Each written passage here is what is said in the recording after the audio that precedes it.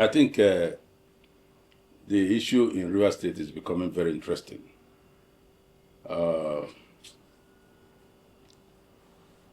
As a starting point, every state house of assembly, and indeed the National Assembly, is guaranteed by the Constitution for them to initiate impeachment proceedings against the president and for the state against the governor. But in this case of Rivers, you can see that it is just politically motivated. It is politically motivated. I read what was ascribed to the governor on the issue of supplementary budget of 1.2, 1.3 trillion. I also read something ascribed to the governor about 600, 700 billion that was supposed to be pulled out. These are alleged. Now, you can see that the problem is the one that has to do with the control of Rivers resources, Rivers State resources. If it was not politically motivated, tell me, for example, what did the deputy governor do? What did that professor do? Somebody is ambitious to become a governor, not through the ballot box, but through a house of less than 30 or so, with the decision about 26, 27 to become a governor. If you remove only Fubara, we have not achieved more. So remove two of them, so that the Speaker of House of Assembly will climb as the governor. You see, things don't work like that. It's not as easy as that. If you have constitutional powers to do certain things, you must exercise those powers judicially and judiciously. Now, just a minute. You see, it's not something that I will speak much. It has gotten to the point. You see, it's interesting because the person they want to impeach is 001 of APC in Rivers State. He's the leader of the party in Rivers State as the governor. Those who want to impeach him, as of now, of course, he is. And those who want to impeach him are members of the same party, APC. If it were when they were in PDP and they didn't cross over, it would have been a different matter. So, what do you think will happen? The time has come for the power, for this leadership of the political party to wield its big stick. What the state assembly members don't know is that they're still standing on one leg. Somebody called me today that the case about their cross-carpeting is still in court. There are other cases, one in Court of Appeal. I do not have the details. But they forgot that these cases can be resuscitated. And that's why, with greatest respect, I disagree with the judiciary to some extent. If they have allowed all these cases to go through so that you know where you are. You know, I spoke to some of you last week on 1st January that as far as I'm concerned, they are sitting there based on a peace agreement. Legalistically, they are no longer members of the State House of Assembly. But you cannot cry more than the bereaved.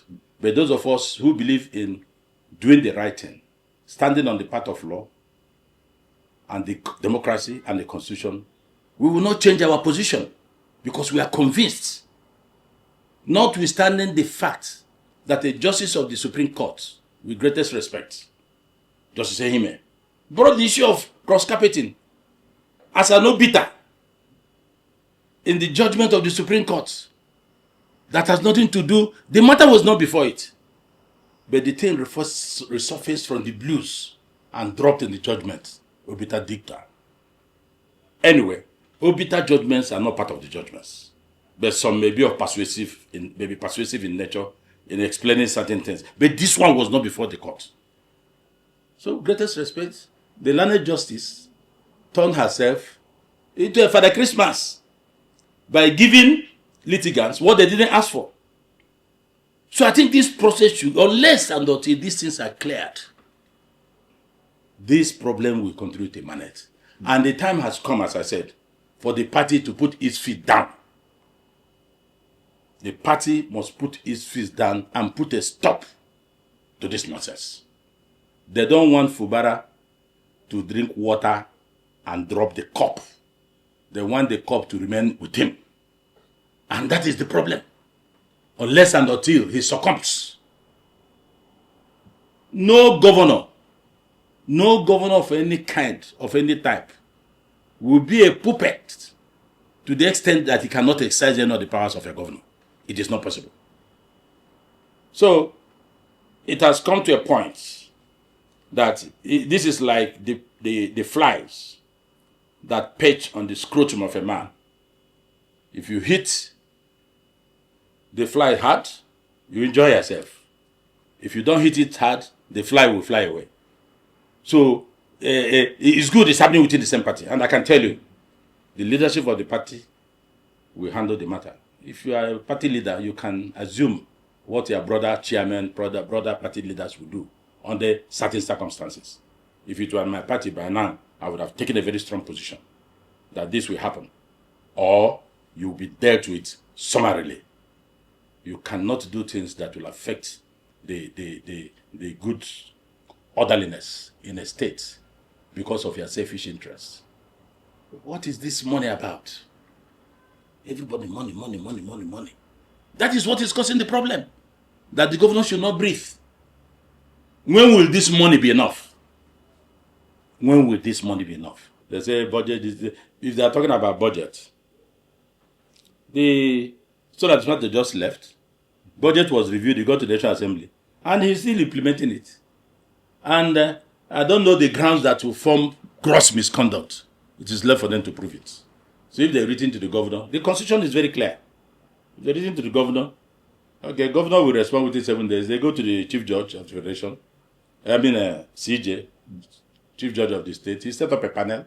They look at those grounds. And if he collapses there, it collapses. So, but I'm telling you that this is politically motivated. It's not done based on the interest of Rivers people. Rivers people will not support this. They want to keep distracting Fubara. Let him not settle down to work. Keep distracting him. After this one, you see another one. They don't want him to work. Because he has started very well. And he has done very well for the short period of time they allowed him. So the best thing is, make the place ungovernable for him. Let him be thinking all the time. When people are in office, it is easy for you to assess them. We have just had one recently. And people are saying that that is a tip in the iceberg. That is that of a Malami. It's just a tip in the iceberg. Some people in KB are saying, these people did not find everything. So it's the duty of EFCC to go in there now. Yeah, it is his right to be granted bail constitutionally.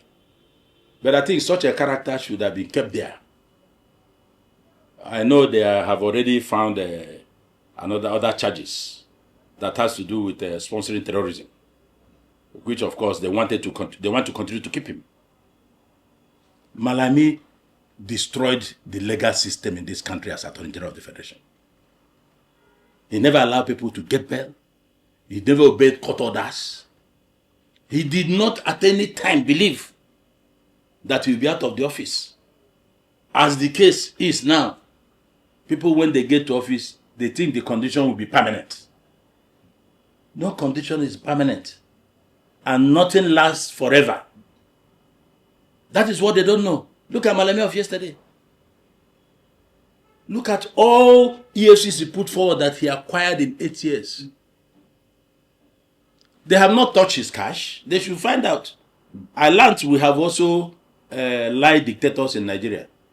I have read about the lie dictator. It's very effective. They should start putting it on their heads so that they can tell us where everything is. That is the only thing that can save this country. Because if you have foreign currencies, naira stock all over the country and here, and now this one doesn't mean anything to you if they take all. Okay, they've gotten temporary for future order. okay, let those who have interest in the properties come. They won't come because you are the jail, they go. These ones will go. And maybe they look for more. This was a man that some of those close to him alleged in Kaduna that could not sign a check of 100,000 naira before he became Attorney General. But look at his words.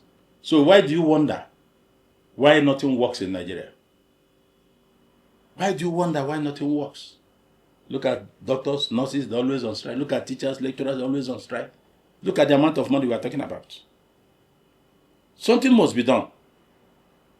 Something must be done and must be done very quickly.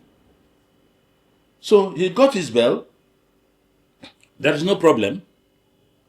But it is good for the wind to blow so that people will know that the Reverend Father wears trousers. You know, some people, when they see Reverend Fathers, because the robe is down, they don't know they put on trousers. But when the wind blows, it moves it. They say, he's wearing black trousers. He's wearing white trousers. So, it is good for him to see it. But I'm disappointed that you'll be teaching your children, your wife, how to steal public funds. I'm disappointed. As I am here, I'm cautious and careful on what I do because of my children. Because people will be referring to them. This is what their dad did. This is what their dad did. All these people doing well in Nigeria. This thing will follow their children. If not now, very soon or long time. Because we have lost our values. We believe whether it is ripe, bring it. It is not ripe, bring it. That is the problem. Malami, son and wife limited. That's what they turned Nigerian patrimony. Our patrimony. So it's unfortunate. Let's see how the process will go. But to go and attempt to blackmail the chairman of EFCC, Atrocities, is very idiotic of him. Which panel are you talking about? The panel you and President Buhari went on retirement to procure an honest man, Malami, to use his integrity to nail some people in the panel. You mentioned all sorts of names. You alleged that some people were carrying money, some pastors were taking money for Magu in Dubai and all that. Even when the pastor came there, they didn't ask him anything. At the time, he interjected through his lawyer, said, "Are you not coming?" He said, "Did I send you here?" He said, "Yes, you invited me." So, you said Olukaedo was indicted in number 9 or whatever, paragraph 9 of indicted on what? A useless panel that was constituted to fight people because you disagree with Magu. You went and brought Bawa, who would do your bidding. Where are those cars that Magu did not dispose of? Both the one by this day dome, the ones in Wuye, brand new SUVs. Where are those cars? You sold it to who? At what price? Because Magu told you that it's not within your office to do so. So, you succeeded in removing Magu and brought somebody. And the pastor you maligned went to court and he got judgment for about 500 million against EFCC through you and your office. So is that the panel you are referring? You are bringing a look at? You don't know Olukaedo. He's a decent man. He's a pastor. Decent man. If you open your mouth and talk about him again, God might bend your mouth.